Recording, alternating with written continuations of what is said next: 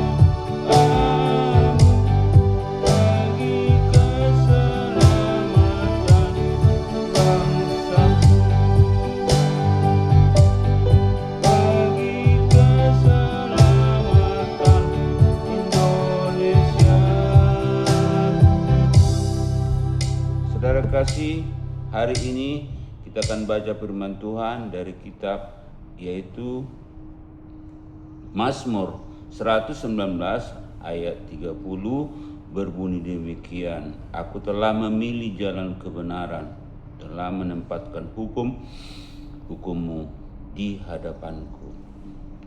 Hari ini tema firman Tuhan adalah kuasa dalam pilihan dari Mazmur 119 ayat 30. Saudara kekasih, free will atau kebebasan memilih diberikan Tuhan kepada kita. Karena kita diciptakan Tuhan serupa dengan gambarnya. Kita bukan robot. Jadi Tuhan memberikan kebebasan seperti Contoh memilih jodoh, makanan, minuman, pekerjaan, apa saja yang kita kehendaki. Tetapi keinginan Tuhan jangan memilih hal yang buruk atau yang jahat, karena akan menerima konsekuensi akibat daripada pilihan yang salah. Dalam hal pilihan makanan, hendaknya yang sehat, minuman yang sehat, pakaian yang santun, pekerjaan yang baik. Oleh sebab itu, kuasa dalam pilihan, ada 3 poin yang kita pegang hari ini. Pertama, pilihan utama sangatlah tepat, tetapi tidak memilih menggugurkan janin. Tidak memilih berhubungan intim sebelum menikah atau malas bekerja. Free choice.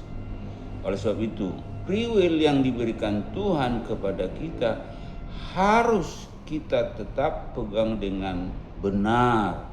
Jangan kita salahkan seperti tadi, ya, menggugurkan janin, berhubungan intim sebelum menikah, dan malas bekerja. Ini adalah pilihan yang tidak tepat.